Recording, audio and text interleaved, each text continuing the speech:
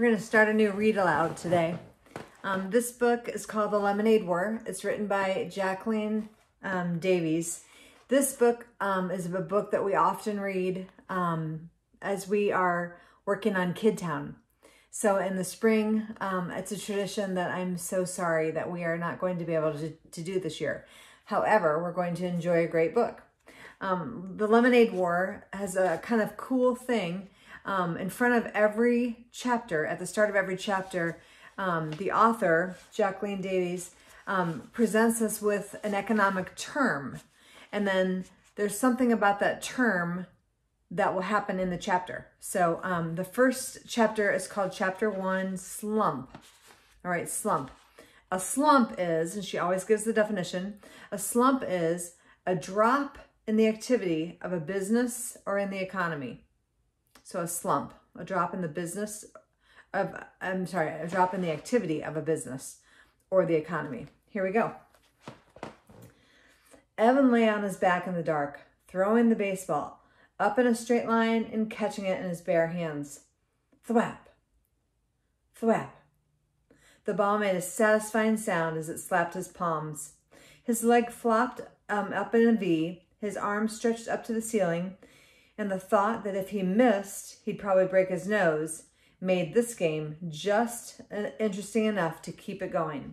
So he's on his back and putting the ball up in the air and catching it, thwap, up and thwap, all right?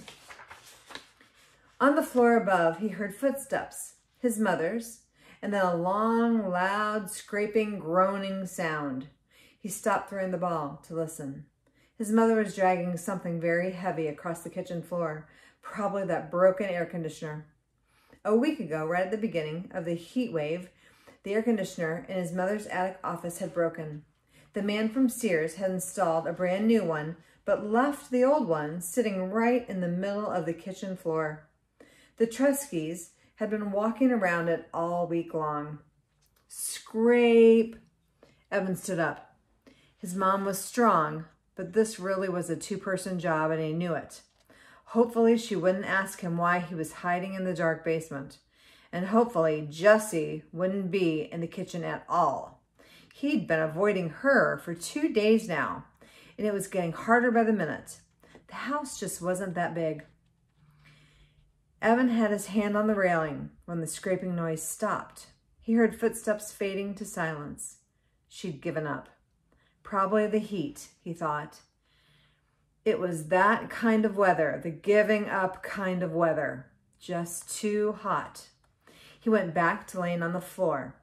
Thwap, thwap. Then he heard the basement door open. Pshh.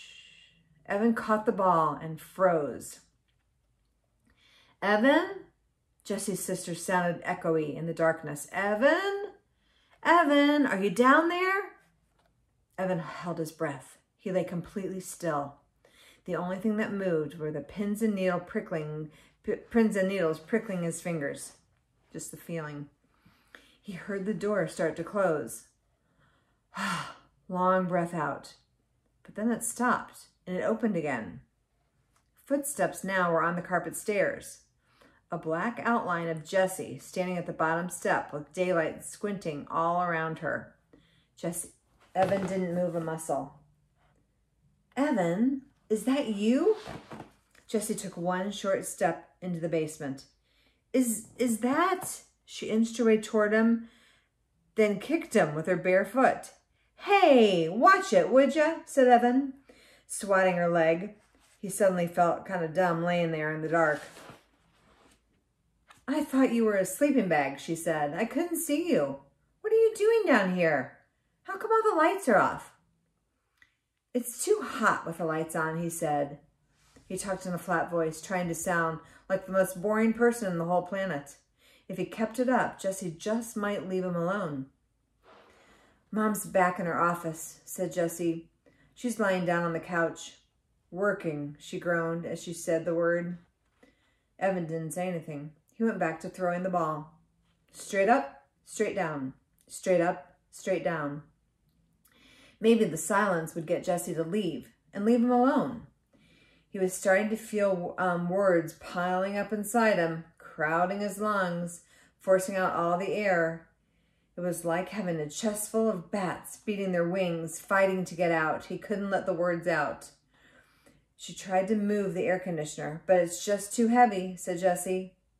Evan tightened his lips. Go away, he thought. Go away before I say something mean to you.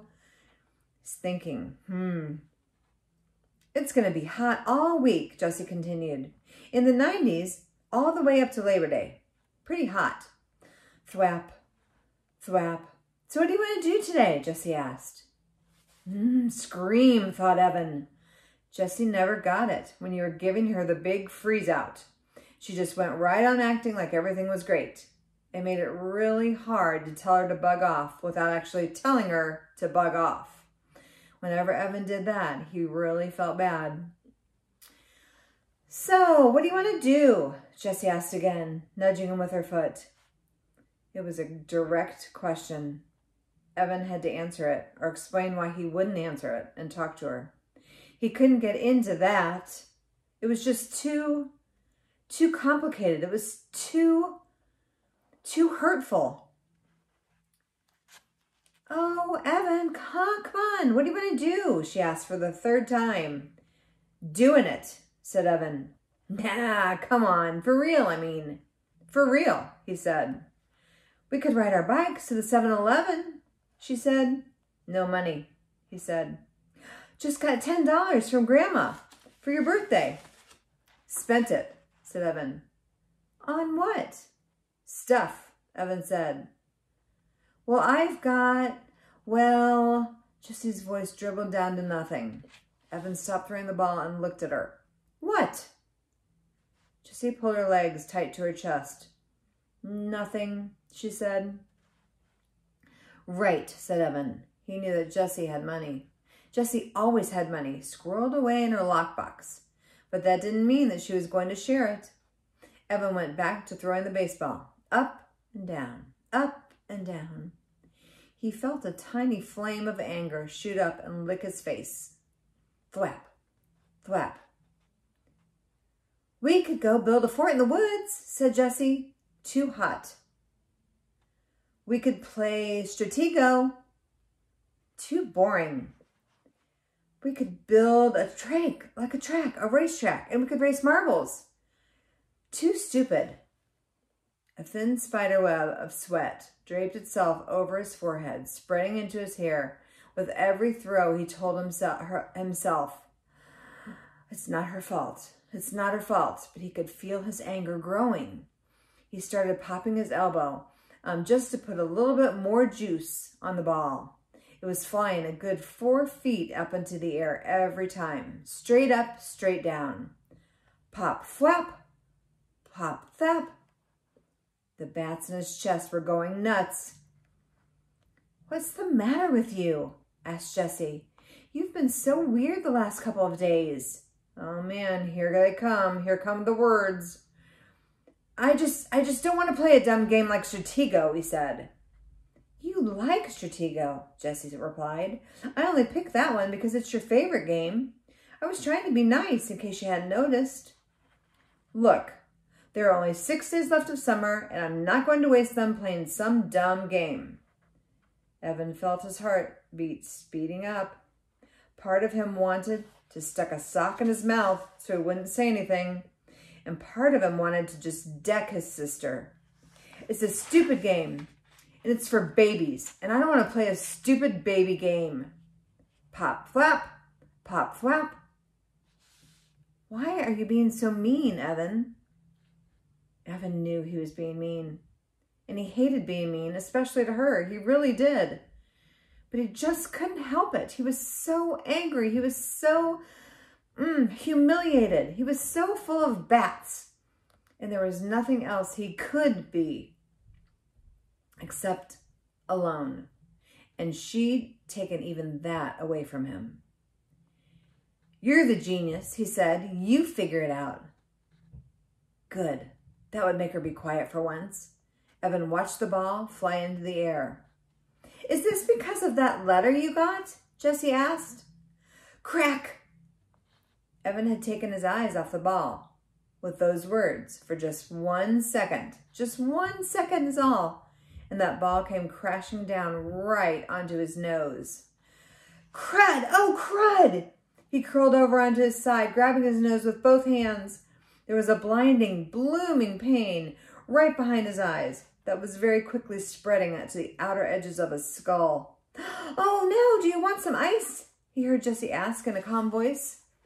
What do you think? He shouted. Yeah? And she stood up. No, I don't want any stupid ice. The pain was starting to go away, like a humongous wave that crashes with a lot of noise and spray, but then slowly fizzles out into nothing. Evan rolled to a sitting position and took his hands away from his nose. With his thumb and his index finger, he started to pinch the bridge of his nose, the very top of it. Gosh, was it still in a straight line? He wondered. Jessie peered at his face in the dim light. You're not bleeding, she said. Yeah, well, it hurts, he said, a lot. It's not broken, she said. You don't know that, he said. You don't know everything, do you? You think you do, but you don't. You don't know everything. It's not even swollen. You're really making a big deal out of this.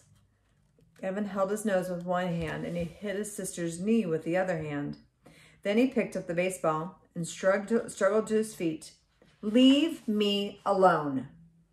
I came down here to get away from you, and you just had to follow. You ruined everything. You ruined my summer, and now you're going to ruin my school year. I hate you. When he got to the bottom of the steps, he threw the baseball down in disgust. Thud. That's the beginning. Hope you're interested. We're going to read chapter 2 tomorrow.